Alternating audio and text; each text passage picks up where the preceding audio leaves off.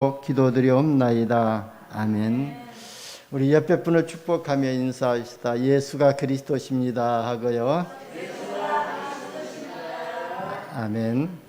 오늘 말씀의 제목이 렘넌트를 회복시키자 그랬습니다. 렘넌트는 그 단어가 남는 자, 남은 자라는 뜻을 가지고 있죠. 또 남을 자라는 뜻을 가지고 있습니다.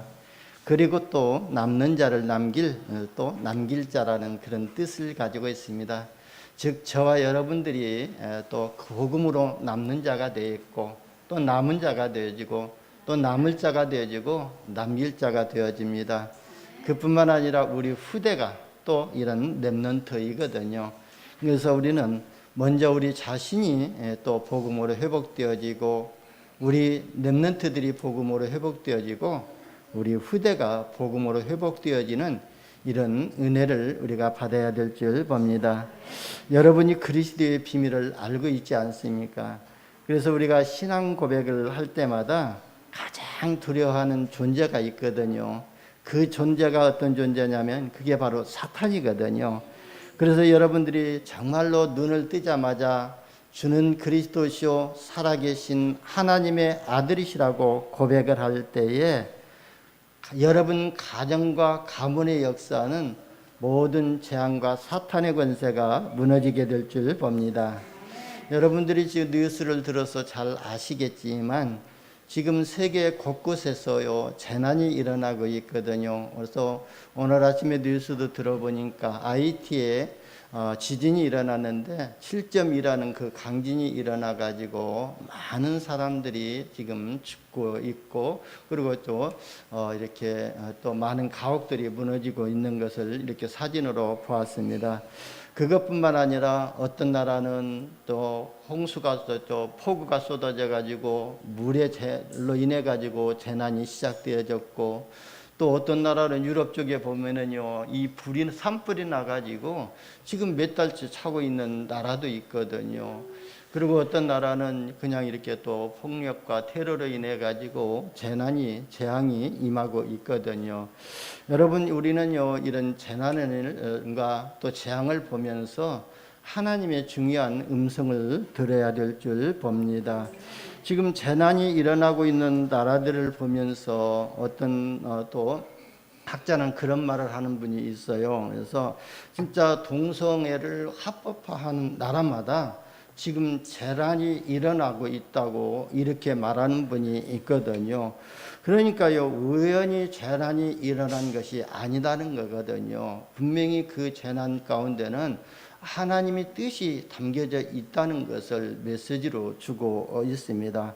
그래서 우리는 시대와 세상이 돌아가는 상황을 보면서 하나님이 이 시대에 주시고자 하는 메시지가 무엇인가를 우리는 하나님의 음성을 듣고, 우리가 이 시대에 무엇을 편집하고 무엇을 우리가 설계해야 되고 무엇을 디자인해야 될지를 우리가 답으로 얻어야 될 줄 봅니다. 지금 보이는 재난보다요 더 무서운 것이 뭐냐면은 지금 영적으로 굉장히 위기 시대가 되었다는 거예요. 그래서 전 세계가 영적 상태가 황폐해져 가고 있다는 거예요. 영적 상태가 황폐해졌다는 것은 복음이 없어지고 있다는 것이거든요. 여러분, 우리가 건강 문제도 문제이고 경제 문제도 문제이지 않습니까? 오늘 우리 장로님이 기도했지만 이은정 집사님 지금 제주대학병원에 입원하셔가지고 그저께 전화가 왔어요. 금요일 날이죠. 그래서 그 오빠가 전화가 와가지고 또 자기 동생이 목사님 바꿔달라고 한다고 해서 바꿔줬는데, 목사님 제가 지금 먹기만 하면은 소화가 안 되고 자꾸 이렇게 좀 토하고 그런다고 그렇게 말을 하더라고요. 그러면서 기도해달라고. 그러면서 이번 주일날 교회 못 간다고, 못 가서 어떻게 하냐고 그런 말을 하더라고요. 그만치 집사님의 영적 상태를 보니까 모든 그 안테나가요, 사이클이요, 하나님께 예배드리는데 이렇게 집중이 되어 있는 것을 보면서 너무 감사했거든요. 그런데요, 지금 이런 건강 문제보다 더 심각한 문제가 뭐냐면은 전 세계의 청소년들이 교회를 떠나고 있다는 것이 저 심각한 문제이거든요. 여러분, 교회의 주인이 그리스도잖아요. 그러니까 교회를 떠난다는 말은 그리스도를 떠난다는 말이거든요. 지금 우리 후대가요, 그리스도를 떠나는 것이 인생의 가장 큰 문제라는 거예요. 그럼 우리가 이 그리스도를 떠난 것뿐만 아니라 진짜 그리스도의 언약을 붙잡고 있으면서도 하나님께 예배 놓치는 그 자체가 하나님의 말씀을 놓치고 하나님 떠난 삶을 살 수밖에 없는 것이거든요. 그래서 저와 여러분이 날마다 진짜 잠에서 깨고 일어나자마자 주는 그리스도시요 살아계신 하나님의 아들이심을 신앙을 고백하시기를 바랍니다. 지금 사단이 얼마나 우리 후대들을 무너뜨리고 있는지를 우리는 알아야 될 줄 봅니다. 그리고 남아있는 우리 렘넌트들까지는요, 예제도 그리스도를 떠나지 않았다 할지라도 예배가 무너지고 있거든요. 여러분, 예배가 무너지고 있다는 것은 인생이 무너지고 있다는 말이거든요.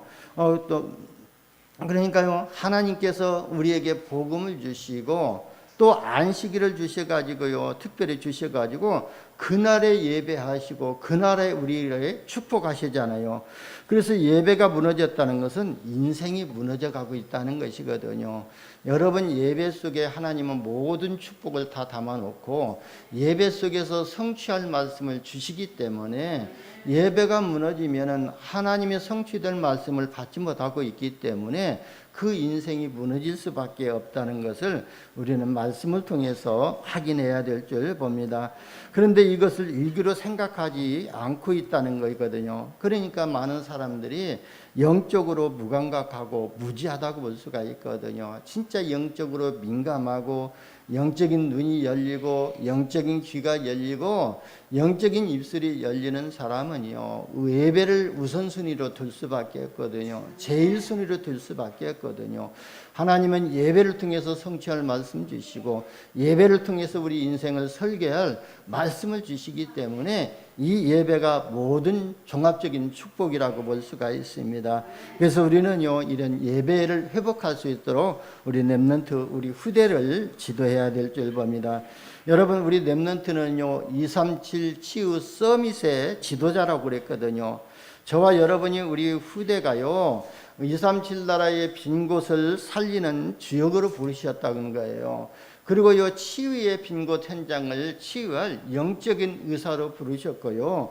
그리고 서밋의 빈 곳을 살릴 영적 지도자로 우리 후대들을 부르시고 우리 렘넌트를 부르셨다는 거예요.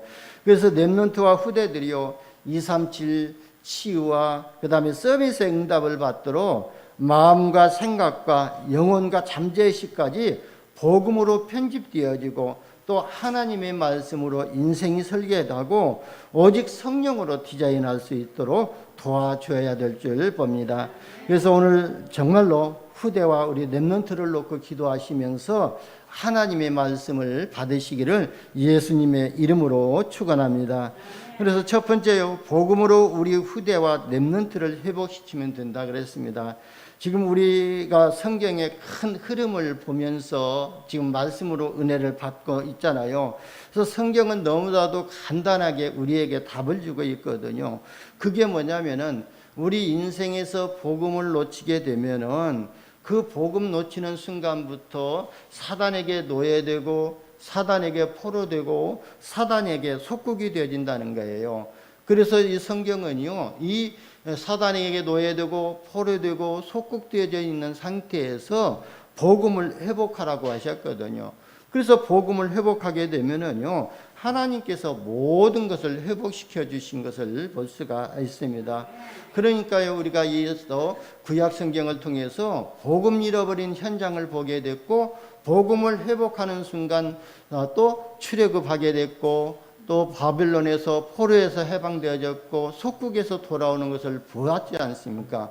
그렇다면 우리가 영적으로 적용하면은 내가 진짜 영적으로 황폐해지고 영적으로 진짜 방황해지고 갈등이 올 때에 내가 진짜 그리스도의 언약을 붙잡으면은 모든 것이 회복이 되어진다는 거예요.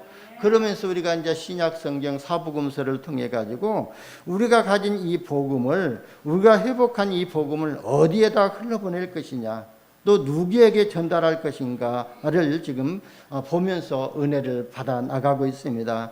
여러분, 사복음서에서 예수님이 부활의 메시지를 가지고 지금 은혜 받고 있는데요. 오늘 본문도요, 부활하신 주님께서 베드로를 찾아가셔 가지고 주신 메시지거든요. 그러니까 만왕의 왕이신 그리스도께서 우리에게 주신 명령이라고 볼 수가 있거든요. 그래서 여러분들이 성경의 큰 흐름을 보면서 말씀을 회복하시기를 예수님의 이름으로 축원합니다. 예수님이 마태복음 16장 13절에서부터 20절에 보면은요, 이런 질문을 했잖아요. 이 사람들이 인자를 누구라 하느냐? 그러고 나서요, 또 너희는 나를 누구라 하느냐? 이렇게 질문을 했습니다. 이거는요, 우리에게 가장 큰 질문이라고 또 볼 수가 있고, 아주 중요한 또 질문이라고 볼 수가 있습니다. 이 질문이 뭐냐면은, 너희가 복음을 알고 있느냐? 다시 확인하는 그 질문이거든요. 그래서 오늘 예수님께서 또 베드로에게 네가 나를 사랑하느냐 3번이나 질문했잖아요. 그러니까 예수님이 3번이나 물어보신 것은 네가 참말로 진실로 나를 사랑하느냐, 이걸 질문하신 거거든요. 그래서 뭐 큰 의미는 없어요. 그러니까 네가 진정으로 나를 사랑하느냐, 그렇게 질문하셨던 것처럼 예수님이 마태복음에서 그 제자들에게 질문하셨던 것은 너희가 진짜 흑암의 세력을 꺾어버리고 재앙을 막아버리고 지옥 배경을 해결하는 그 그리스도를 아느냐, 복음을 아느냐고 질문하는 것이거든요. 여러분, 우리가 복음을 물으면은요, 사실은 세상에서 성공하기 어렵거든요. 그래서 베드로가 주는 그리스도시요 살아계신 하나님의 아들이시라고 고백을 했잖아요. 그랬더니 주님께서 축복을 하셨는데요, 놀라웠게 축복을 해주셨지 않습니까? 이 반석 위에 내 교회를 세우리니, 그래서 세우겠다고 했습니다. 그래서 우리가 교회를 세우는 것이 아니라 주님의 교회를 주님께서 세우시겠다고 약속하셨습니다. 다만 우리는 주는 그리스도시요 살아계신 하나님의 아들이시라고 고백만 했는데, 예수님께서, 주님께서 주님의 교회를 우리 마음에 세우시겠다는 거거든요. 여러분, 주님께서 마지막으로 이 땅에 남겨놓으신 플랫폼이 바로 교회지 않습니까? 그래서 지난주에요, 교회에 대해서 우리가 교회가 뭔지를 확인했지 않습니까? 그래서 그리스도의 복음을 담고 있는 게 교회고요. 이 그리스도의 복음을 담고 있는 교회를 통해 가지고 세상 살릴 플랫폼으로 주님이 저와 여러분을 남겨놓으신 것이거든요. 그래서 우리 평강교회 이 교회당이 세상 살리는 그런 플랫폼이 아니라 저와 여러분이 세상 살릴 영적 플랫폼이라고 주님은 우리를 교회로 남겨놓으신 것이에요. 그리고 뭐 어떤 축복을 하셨죠? 음부의 권세가 널 이기지 못할 것이다 그랬어요.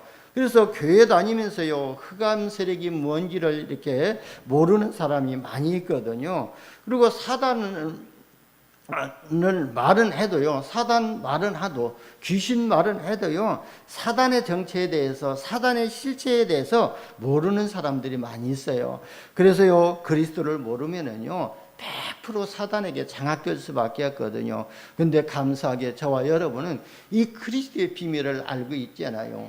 바로 우리가 고백만 하더라도, 올바른 고백만 하더라도 주님이 반석 같은 교회를 세우시고 음부의 권세가 이기지 못하는 권세를 주신다는 그 비밀을 알고 있기 때문에 우리가 단 10초 고백, 단 1초, 5초 고백만 통해서도 이 사단이 무너지는 역사가 일어나게 될 줄 봅니다. 그런데요, 그리스도의 비밀을 가진 사람은요, 음부의 권세가 이기지 못할 것이라고 주님이 보장해 주셨습니다. 저와 여러분은요, 음부의 권세가, 사단의 권세가, 지옥의 권세가 이기지 못한 줄 믿으시기를 예수님의 이름으로 축원합니다. 그리고 내가 천국 열쇠를 내게 준다고 말씀하셨잖아요. 여러분, 천국 열쇠를 가지고 있으면 어떻게 되죠? 여러분은 이미 천국 열쇠를 가지고 있거든요. 그래서 여러분이, 우리가 이 땅에 살면서 천국 보좌의 축복을 이 땅으로 끌어와서 누리는 것이 바로 천국 열쇠고 기도의 비밀이지 않습니까? 그래서 우리가요, 유일하게 땅에서 살면서 하늘 보좌의 축복을 끌어와 가지고 우리가 누리는 것, 그런 기도의 특권을 우리에게 주셨습니다. 그래서 이 천국 열쇠가 뭐냐면은 하나님과 직접 소통할 수 있는 그 축복을 저와 여러분에게 주셨다는 거예요. 저와 여러분은요, 하나님 앞에 직접 고백하지 않아요. 직접 기도하고 있지 않아요. 근데 천주교는 어떻습니까? 신부를 통해 가지고 기도하지 않아요. 근데 그 비밀, 영적인 비밀을 모르면은 진짜 이렇게 사람을 통해서 축복을 받는지 알고 착각하고 있거든요. 근데 분명히 하나님이 천국 열쇠를 네게 주르니 네가 땅에서 무엇이든지 매면 하늘에서도 매일 것이고 네가 땅에서 무엇이든지 풀면은 하늘에서도 풀리리라고 말씀하셨거든요. 그러니까 예수 그리스도는요, 우리 인생에요 마스터키라는 거예요. 그리고요, 만능 열쇠라는 것이거든요. 그래서 우리가 예수 그리스도의 이름을 권세를 부를 때에 흑암이 무너지고 재앙이 무너지고 사탄의 권세가 무너지게 될 줄 봅니다. 그래서 이 예수 그리스도는요, 우리 인생의 모든 문제 해결자이십니다. 그러니까요, 마태복음 16장에서요, 가장 중요한 것은 복음을 너희가 알고 있는지 주님이 점검을 한 것이거든요. 그러는 우리는 이 질문 앞에서 내가 진짜 복음을 가지고 있는가? 복음을 가지고 있다면 내가 이 복음을 진짜 복음으로 누리고 있는가? 우리가 이걸 확인하면서 우리가 또 영적으로 한 단계 더 성숙한 이런 믿음의 그릇을 준비해야 될 줄 봅니다. 여러분, 복음은 모든 것이거든요. 그래서 사도 바울은요, 이 골로새서 2장 2절에서 3절에 뭐라고 고백했냐면은 그리스도는 하나님의 비밀이라고 그랬고요. 그리고 그리스도 안에는 모든 지혜와 지식의 모든 보화가 감춰졌다고 고백을 했거든요. 그러니까 베드로가 사도 바울이 진짜 이 그리스도를 이렇게 알고 있었기 때문에 진짜 뭐라고 빌립보서 3장에서 고백을 했냐면은 진짜 내가 가진 모든 것, 세상에 보여지는 것은 그리스도 외에는 다 배설물로 여긴다고 이렇게 고백을 했던 것을 볼 수가 있습니다. 그리고 오늘 본문에도 보니까요, 부활하신 주님이 또 베드로를 찾아오셔가지고 질문을 하시는 거예요. 요한의 아들 시몬아, 내가 이 사람보다 나를 더 사랑하느냐 그랬거든요. 이때 베드로가 또 고백을 하잖아요. 주여 그러하나이다. 내가 주를 사랑하는 줄 주님께서 아시나이다요 그랬거든요. 그러니까요, 베드로에게 이걸 확인하시고 베드로가 나를 사랑하시는지 알고 주님을 사랑하시는지 알고요, 예수님이 굉장히 중요한 질문을 하시고 진짜 그 사랑을 확인하고 나서 베드로에게 미션을 주셨지 않습니까? 내가 이 사람보다 나를 더 사랑하면은 내 어린 양을 먹이라 그랬습니다. 그리고 후대들을 맡기신 것이거든요. 남는 자를 맡기신 것이거든요. 또 남은 자를 맡기신 것이고 남을 자를 맡기신 것이고 남길 자들을 맡기신 것이거든요. 여러분, 주님을 사랑하지 않는 사람에게는요, 이런 미션을 주면은요, 그게 무거운 짐이 될 줄 봅니다. 그러면은요, 주님을 사랑하는 사람은 이런 미션을 주게 되면은요, 오히려 이게 축복의 발판이 되어지고 오히려 또 축복이 되어지고 응답이 되어질 줄 봅니다. 여러분도 아마 체험하고 또 경험해 봤을 것입니다. 그래서 내가 굉장히 싫어하는 사람이 길을 가는데 그냥 갈 수가 없어서 이렇게 짐을 또 들어주면은요, 가벼운 것 같지만 굉장히 무겁게 여겨질 것입니다. 그런데 내가 진짜 사랑하는 사람이 길을 가고 있을 때에 그 사람이 짐을 들고 가는 것이 아무리 무겁다 할지라도 내가 들어줘도 무게감을 느끼지 못하고 오히려 더 기쁨으로 그 짐을 들어줄 줄 봅니다. 그런 것처럼요, 주님께서 우리가 주님을 사랑한다면은 주님이 우리에게 주신 이 사명의 미션이 짐이 되어지는 것이 아니라 축복이 되어지고 응답이 되어지는 그런 미션으로 받게 될 줄 봅니다. 그런데 우리가 주님을 사랑하지 않는다면은요, 주님의 음성을 들려주지 아니하고 주님 주신 이 명령이 부담이 되어지는 거예요. 그렇기 때문에 여러분이 진짜 주님을 사랑하는 이런 마음을 회복하시기를 바랍니다. 예수님은 베드로에게 한 가지만 질문하셨거든요. 이는 베드로에게 질문하셨을 때 이 베드로의 상황은 어떤 상황이었냐면은 바로 베드로가요, 예수님이 십자가에서 죽으시고 부활하셨음에도 불구하고 베드로가 예수님을 부인하고 맹세하고 저주하고 나는 고기 잡으러 간다고 하면서 갈리로 갔던 있었던 그 현장이었거든요. 근데 주님께서 베드로를 찾아가신 거예요. 그래서 베드로를 찾아가지고 다른 질문을 없거든요. 딱 한 가지만 질문했거든요. 네가 나를 사랑하느냐? 그렇게 질문을 한 것이거든요. 여러분, 복음은요, 우리를 찾아온 게 복음이거든요. 우리는요, 종교는 다른 신을 찾아가서 섬기는 게 종교지 않습니까? 그런데 하나님이 우리를 찾아오셔서 우리를 구원하시고 우리에게 함께 하시고 우리에게 복을 주시는 게 바로 복음이거든요. 그런데요, 보세요. 오늘 주님이 베드로를 찾아가셔가지고 다른 질문 안 했어요. 네가 나를 사랑하느냐? 저는요, 여러분들은 그러지 않겠지만 저는 인격이 못 돼가지고 만약에 베드로가 나를 배신해가지고 그렇게 또 갔다면은 찾아가가지고 그럴 거예요. 야, 이 배신자야, 내가 너와 함께하면서 3년 동안 내가 너를 먹이고 너를 가르치고 길렀는데 네가 나를 배신하고 왔느냐, 이렇게 물었을 것 아닙니까? 근데 주님은요, 그런 말 한마디도 안 했거든요. 네가 나를 사랑하느냐? 그러니까요, 주님이 쓰시는 방법이 바로 그거거든요. 나를 사랑하면은 그 사랑하는 자에게 주님은 미션을 주시고 그 사람을 통해서 주님은 일을 하신다는 거예요. 그러니까요, 99가지 잘못해도 괜찮아요. 한 가지 주님을 사랑하는 마음만 있으면은 주님은 저와 여러분을 통해서 237 복음화를 이루실 줄 믿습니다. 그런데요, 마태복음 24장에 보니까 말세 때는요, 불법이 성함으로 사람들이 사랑이 식어진다고 했거든요. 마지막 때에는 사람 속에 사랑이 식어진다는 거예요. 그래서 저와 여러분이 진짜 복음 안에서 그리스도의 사랑을 회복하시기를 예수님의 이름으로 축원합니다. 진짜 저와 여러분이 그리스도의 사랑을 회복하게 되면은 주님이 주신 이 어린 양을 먹이라, 렘넌트를 회복시키라, 후대를 살리라는 이 명령이 진짜 응답으로 들려질 것이고 축복의 말씀으로 들려지는 이런 은혜를 받게 될 줄 봅니다. 그래서 저와 여러분이요, 진짜 주님의 부활하신 그 주님의 명령을 천명을요 진짜 감격스럽게 받으시는 이런 은혜가 임하시기를 예수님의 이름으로 축원합니다. 여러분, 주님의 명령을요 완전히 천명으로 받으시기를 바랍니다.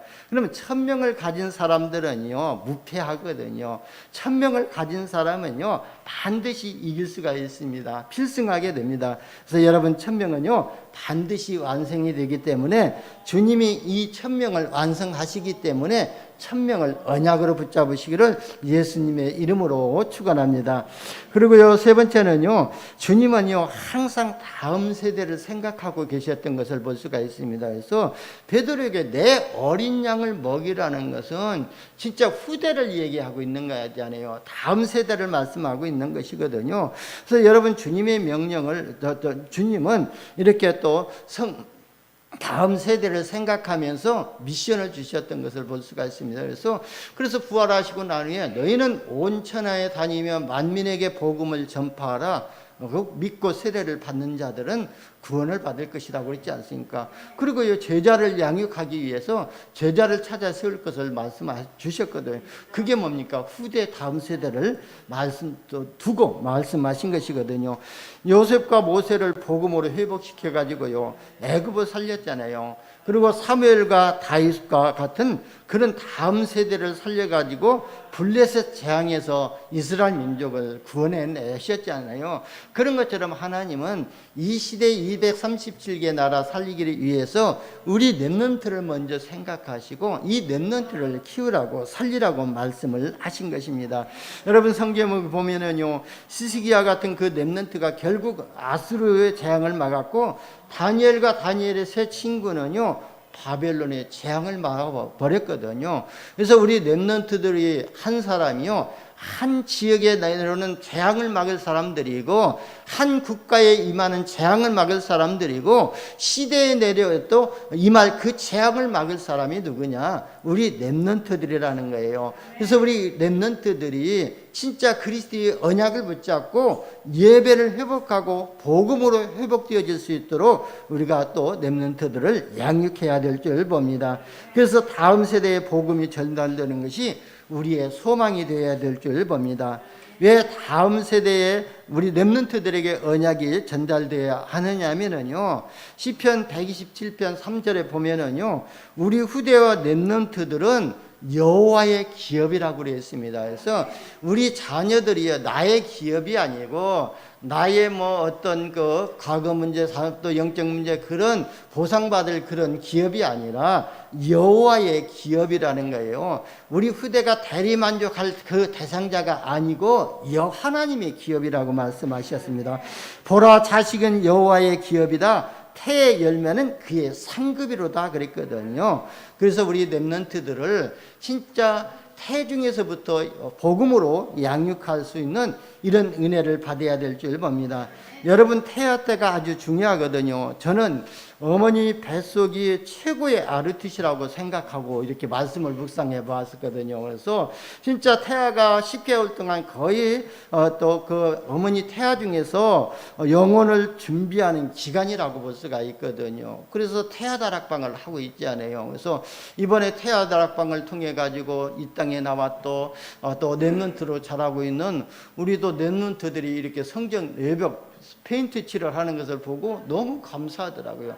이 태아 속에서 받았던 그 말씀이 보이지 않게 그 잠재의식 속에 영혼 속에 준비되어지고 있었던 거거든요. 그래서 태아 10개월 동안의 태중에서요 100년을 준비하는 기간이 태아 때이거든요. 여러분, 지금 뭐 이 시대가 100세 시대라고 하기 때문에 태아 시대 10개월 동안이 바로 100년을 준비하는 기간입니다. 여러분, 예수와 야곱이요 어머니 뱃속에서부터 영적 싸움을 했잖아요. 그러니까 뱃속에서부터 영적 전쟁을 했던 거예요. 그리고 다말이 쌍둥이를 이렇게 또 임신을 했었지 않습니까? 그래서요 그 뱃속에 임신되던 쌍둥이가 임신되었는데 베레스와 세라였지 않습니까? 그런데 세라가 먼저 나으려고 하니까요 이 베레스가요 그 세라의 그 발을 잡아서 어머니 태중의 한쪽 구석에 밀어붙이고 자기가 어머니 배를 터치하고 나왔거든요. 그게 누구냐면 바로 베레스거든요. 그런데 베레스의 가문에서요 다윗이 출생했던 것을 가문이 출생했던 것을 볼 수가 있거든요. 이 태중에서부터 영적 전쟁이 일어나고 있다는 것을 우리는 말씀을 통해서도 확인이 되어지거든요. 그리고요 예수님 또 세례 요한의 어머니가 누구예요? 엘리사벳이지 않습니까? 세례 요한이 예수님보다요 6개월 먼저 임신되었거든요. 그러면 엘리사벳하고 또 예수님의 어머니 마리아는 친척 관계에 있잖아요. 그러니까 바로 세례 요한이 6개월 전에 임신했고 그 다음에 마리아 6개월 이후에 예수님을 임신했는데 그 임신하고 난 뒤에 이 엘리사벳이 예수님이 임신된 것을 알고 예수님을 방문했잖아요. 그러니까요 예수님이 참 세례 요한을 방문했잖아요. 그러니까요 이 엘리사벳 태아 속에 있었던 이 세례 요한이 예수님의 방문을 보고 그 속에서 기뻐했다고 그랬거든요. 그만치 이 태아 속에서 아무런 일이 안 일어나는 것 같지만 태아 속에서도요 이 영적인 메시지를 듣고 있고 모든 것을 알고 있다는 거거든요. 그렇기 때문에 태중에 있을 때가 아주 중요하다는 것을 볼 수가 있습니다. 그래서요 우리 또 여러분들이 임신하고요 10개월이 아주 중요하다는 것을 알고 그거에서 영혼을 준비하고 100년을 준비하는 태중 RUTC를 회복하시기를 바랍니다. 그래서 우리 또 렘넌트들 앞으로 결혼해 가지고 우리 또 임신하게 되면은 태중에서부터 어린 아이들에게 태교를 통해서 복음을 심어 주시기를 바랍니다. 그래서요 먼저 예배를 회복하고 하나님의 말씀을 읽고 하나님의 말씀을 묵상하고 그리고 기도하는 이런 하면서 하나님과 소통하는 이런 규모를 갖춰야 될 줄 봅니다. 왜냐하면요 내가 하고 있는 모든 것이 태아에 있는 그 태아에게 영향이 가기 때문에 그렇거든요. 그래서 저와 여러분 우리 렘넌트들을 위해서 또 우리 부모 또 결혼할 자녀들을 가지고 있는 부모님들은 이 결혼할 자녀들을 위해서 우리가 또 기도하고 임신하는 그런 또 자녀들이 있다면은요 그 자녀들을 위해서 기도해 줘야 될 줄 봅니다. 그래서 우리가 태중에 있을 때에 스트레스만 받지 않으면 되거든요. 근데 진짜 이 사단은 어떤 전략을 가지고 있냐면은요 태중에 있을 때에 복음 받지 못하도록, 기도하지 못하도록 이렇게 또 사단 역사하고 있거든요. 그러니까 바로 요 태중에서부터 공격을 하거든요. 아이를 임신했기 때문에 말씀을 묵상하고 예배드리고 기도하고 누려야 되는데 온갖 스트레스를 받게 만들거든요. 그게 뭐냐면은 뭐라고 하죠? 임신하게 되면은 입덧하고 그걸 통해 가지고 스트레스를 받게 만들잖아요. 그러면서 이게 바로 그걸 보면서 사단이 교묘하게 이렇게 산모들에게 스트레스를 받게 만들어 가지고 그러면서 그걸 통해 가지고 상처를 받게 만들어 가지고 그런 상처들이 우리 후대들에게 뱃속에 있는 태아에게까지도 영향을 가게 만드는구나 하는 것을 볼 수가 있습니다. 그래서 우리 렘넌트들 결혼해 가지고요 임신하면은 옆에서 정말로 잘 보호해 주시기를 바랍니다. 저는요 이제 알았거든요. 그걸 보호하지 못했던 것을. 그리고 또 우리 집사람이 임신했을 때 그렇게 심하게 입덧을 10개월 동안 했음에도 불구하고 나는 몰라 하고 그냥 무관심하고 있었던 것을 이제 생각했거든요. 여러분 우리 후대들 우리 렘넌트들이 진짜 임신했을 때 그 아이들이 진짜 태아를 위해서 237 나라를 위해서 미래 시대를 위해서 또 준비할 수 있도록 우리가 기도해 주면서 준비해야 될 줄 봅니다. 그리고요 두 번째는요 젖 먹는 어머니 때가 또 중요하거든요. 그래서 젖 먹는 어머니 품이 최고의 RUTC라고 저는 또 연결을 해보았습니다. 우리는요 건물 지어가지고 아이들을 공부 가르치고 이런 RUTC만 생각하잖아요. 그런데 여러분 출애굽기 2장 1절에서 10절에 보면은요 모세는 3개월 동안 이렇게 또 집에서 자라다가요 갈대 상자에다 넣어가지고 나일강에 띄었잖아요. 그래가지고 바로의 공주가 발견해가지고 하나님의 은혜 주어서 바로의 공주를 통해가지고 또 바로의 궁에 들어가게 되잖아요. 그런데요 그때 모세의 누나 또 미리암이요 그걸 보고 나서 모세의 공주에게 그랬잖아요. 내가 저 아이의 유모를 데려다가 아이를 젖먹게 하오리까. 그러니까요 공주가 오케이 하잖아요. 그러니까요 미리암이 가서 모세의 어머니 오벳을 데려다가요 싹을 받아가면서 그 품 안에 안고 거기에서 진짜 언약을 전달했던 것을 볼 수가 있습니다. 그래서요 모세가 젖을 먹이면서 언약을 전달한 것이거든요. 그러니까 모세가요 어머니의 심장 소리를 들어가면서 젖 먹으면서요 언약을 완전히 전달받은 것이거든요. 그러니까 최고의 RUTC가 어머니의 품이라는 거예요. 그런데 요즘 어떻게 하죠? 나가지고 얼마 안 돼가지고 젖병 싸들고 어디로 보냅니까? 어린이집으로 보내지 않아요. 이것이 참 다행인지 불행인지 저는 알지 모르겠거든요. 불행 중에 다행인지를 모르겠는데 진짜 이런 어린 아이가요 어렸을 때 부모의 심장 소리를 그 태중에서 들었던 어머니의 심장 소리를 들으면서 언약을 전달받아야만이 마음의 평안을 가질 텐데 바로 젖병 싸들고 그냥 유치원에 가게 되면 어린이집에 가면은요 아이가 얼마나 불행하겠죠. 또 불안하겠습니까? 우리는요 이런 걸 보면서 진짜 어린 아이들이 어렸을 때의 부모 품에서 언약을 전달받을 수 있도록 기도해 줘야 될 줄 봅니다. 사무엘상 1장 1절에서 19절에도 28절에도 보게 되면은요 사무엘이 출생하니까요 한나가 뭐라고 하자요? 바로 젖될 때까지 내가 키우겠습니다. 하나님 앞에 그렇게 맹세하고 젖을 떼게 나면 내가 하나님께 드리겠습니다. 그렇게 말했잖아요. 그게 뭐냐? 바로 이 젖될 때까지는 내가 그리스도의 언약을 내가 받았던 이 언약을 한나에게 사무엘에게 전달하겠다고 각인시키겠다는 그런 결단을 볼 수가 있거든요. 그러니까 사무엘이 젖되고 나서 성전에 들어가서 하나님 언약궤 옆에서 자다가 하나님의 음성을 듣지 않아요. 그러니까요 진짜 이 태중의 10개월과 어머니 품에 있을 때에 이 유아 시절 때가 아주 중요하다는 것을 우리는 생각하고 우리 또 렘넌트를 복음으로 회복시켜 줘야 될 줄 봅니다. 그리고 세 번째는요 유치에서부터 청소년까지 때거든요. 이때는 굉장히 중요한 각인 뿌리 체질을 바꾸는 시간표라고 볼 수가 있습니다.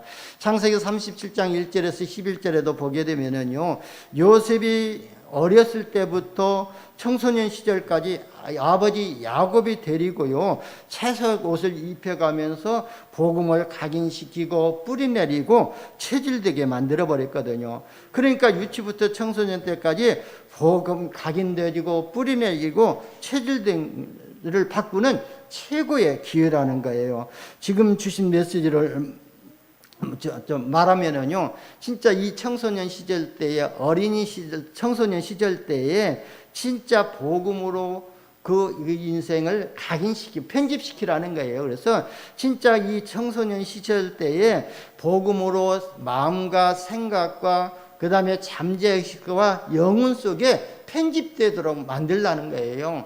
그리고요, 하나님의 말씀으로 그 인생을 설계하고 디자인할 수 있도록 만들라는 것이 바로 청소년 시절이라는 것이에요. 여러분, 사무엘도요, 사무엘상 3장에 보니까 젖되고 나서 바로 유치 때에 성전에 가서 언약궤 곁에서 잠을 자면서 하나님의 음성을 들었던 것처럼 우리 렘넌트들이 어렸을 때에 복음을 듣고 하나님의 음성을 듣고 진짜 사명을 회복하고 그 사명 가운데서 인생이 편집되어지고 또 설계되어지고 디자인되어질 수 있도록 그 어렸을 때에 우리 렘넌트를 복음으로 회복시키라고 말씀하신 거예요. 지금 우리 생각에는요, RTC 개념을 조금만 깨트리고 있으면 되거든요. 그래서 정말로 성경이 말하는 있는 진짜 RTC를 우리가 회복하자는 거예요. 그래서 건물을 그 자체도 RTC지만 내 자신이 RTC라는 거예요. 내 자신이 렘넌트를 살리고 렘넌트를 제자로 삼아 세우는 그런 영적 시스템이 내 자신이 되어질 때에, 내 자신이 RTC가 되어질 때에 후대가 살아나는 역사가 일어나게 될 줄 봅니다.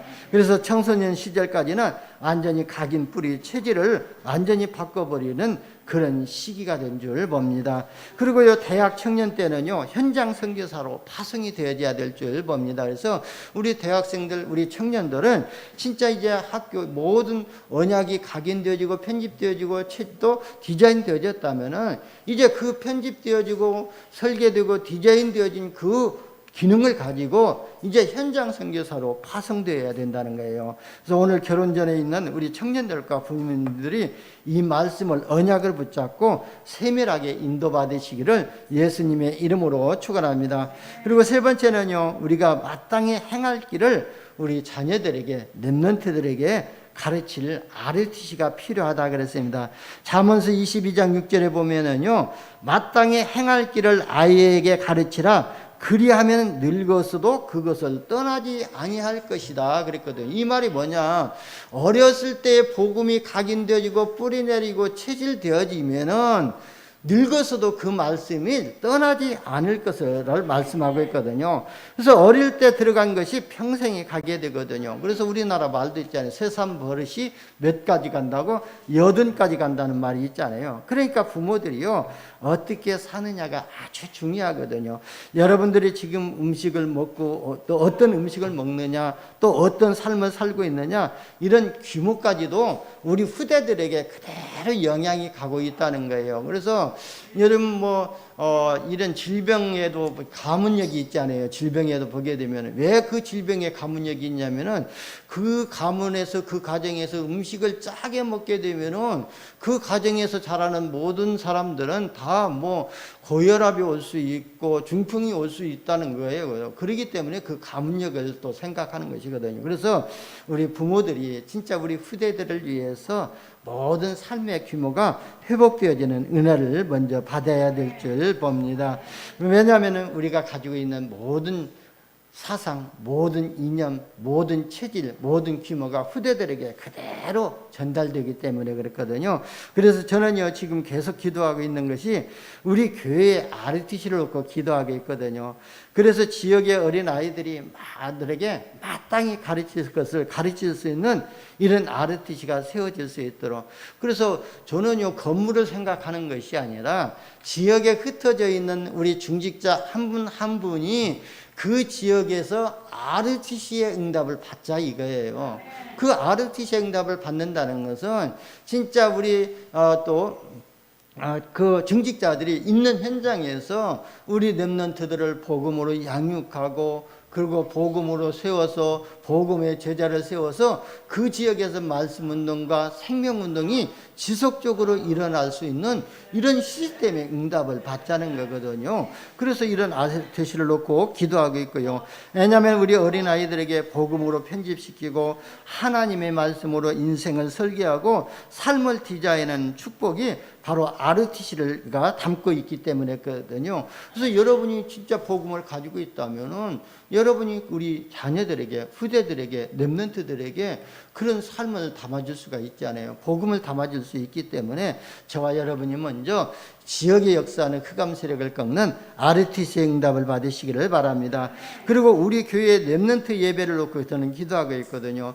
유치부에서 초등부, 중고등부, 대학 우리 렘넌트들이 지금 함께 예배를 드리고 있지 않아요. 그래서 이 렘넌트 예배가 바로 RTC가 되어질 수 있도록 이 렘넌트 예배를 통해서 진짜 영적인 서밋이 일어나고 그 다음에 세상의 서밋으로 세워지고 그리고 세상의 서밋들과의 대화할 수 있는 상대할 수 있는 이런 렘넌트들이 일어날 수 있도록 기도하고 있거든요. 저는 분명히 알고 있거든요. 그래서 우리 렘넌트 예배를 통해서 복음 받은 우리 렘넌트들이 나중에는요 세상 서밋을 상대할 영적 서밋이라는 것을 저는 확신하고 있거든요. 그래서 우리 렘넌트 예배가 바로 우리 교회의 RTC 예배가 되어질 수 있도록 위해서 기도하고 있습니다. 그래서 이제는요 모든 것을 담아가지고 우리가 RTC 운동할 시스템이 준비되도록 기도해야 될 줄 봅니다. 그래서 RTC가 우리 인생의 작품이 되도록 이렇게 우리가 또 인생의 기념비가 되도록 기도해야 될 줄 봅니다. 그래서 우리 후대에게 언약을 확실하게 전달해야 될 줄 봅니다. 그래서 저는요 또 우리 유 목사님 그런 말씀을 하시더라고요. 진짜 교회 안에 자기 이름으로 RTC를 지어서 헌신하라 그런 말씀도 하시더라고요. 그러니까 그것도 좋은 것이다 그러거든요. 그래서 저는요 요즘 그 대기업들 보게 되면은 대학에다가 대기업에서 어떤 도서관을 지어주고 그거로 있지 않아요. 그렇다면은 저는 기도한 것이 좀 허황된 기도인가 몰라요. 야, 우리 복음 가진 산업인들이 각 교회에다가 진짜 자기 이름을 가지고 자기 기업을 가지고 렘넌트를 양성할 수 있는 이런 RTC를 지어서 하나님 앞에 드리면 어떻게 되겠나. 저는 그걸 놓고 기도가 되어지더라고요. 그렇다면요, 그 RTC를 통해서는 세상의 RTC가 세상의 그런 청소년 문화센터가 아니라 교회 안에 있는 이런 청소년을 위해서 지어진 RTC라면요, 분명히 하나님이 역사하시거든요. 거기에 필요한 일꾼도 보내주실 것이고, 거기에서 진짜 복음으로 양육받을 나중에 왕을 상대할 서밋들을 세울 그런 인재들을 보내주실 것이 확실하거든요. 그렇기 때문에 저는 그걸 놓고 기도가 되어지더라고요. 여러분 같이 기도하고요. 우리 교회 안에 이런 RTC가 세워지도록 위해서 기도해 주시기를 바랍니다. 결론입니다. 왜냐하면요, 지금 237의 빈 것이 지금 저와 여러분을 기다리고 있고 우리 렘넌트들을 기다리고 있거든요. 지금 전 세계가 병들어가고 있습니다. 치유의 빈 곳이 많이 있거든요. 그리고 복음 가진 렘넌트들을 기다리고 있는 것이 많이 있어요. 그래서 우리가 이 복음 가진 렘넌트를 먼저 우리가 회복시켜 줘야 될 줄 봅니다. 지금은요 세상에 서밋들이 죽어가고 있거든요. 그래서 복음 가진 우리를요 기다리고 있기 때문에 우리가 주님의 음성을 들으시고 진짜 내 자신이 먼저 복음 서밋이 되어지고 내 자신이 또 복음 서밋을 키우는 이런 RTC의 응답, 종합적인 축복을 회복하시고 누리시기를 예수님의 이름으로 축원합니다. 오늘 말씀은요 우리 교회의 미래의 방향을 오늘 말씀을 통해서 하나님이 주셨거든요. 그래서 우리가 이 언약을 또 말씀을 언약으로 붙잡으시고 말씀이 성취되는 응답을 받으시기를 예수님의 이름으로 축원합니다. 기도합니다. 하나님 감사합니다. 우리에게 복음 주시고 우리가 가진 이 복음을 우리 후대들에게 전달해서 우리 후대들을 복음으로 살리고 회복시킬 수 있도록 하여 주시니 감사합니다. 우리가 언약을 붙잡고 가는 곳곳마다 주의 복음으로 모든 현장을 살리는 응답을 누릴 수 있도록 주의 성령으로 역사하여 주옵소서. 우리 구주 예수님의 이름으로 기도드리옵나이다.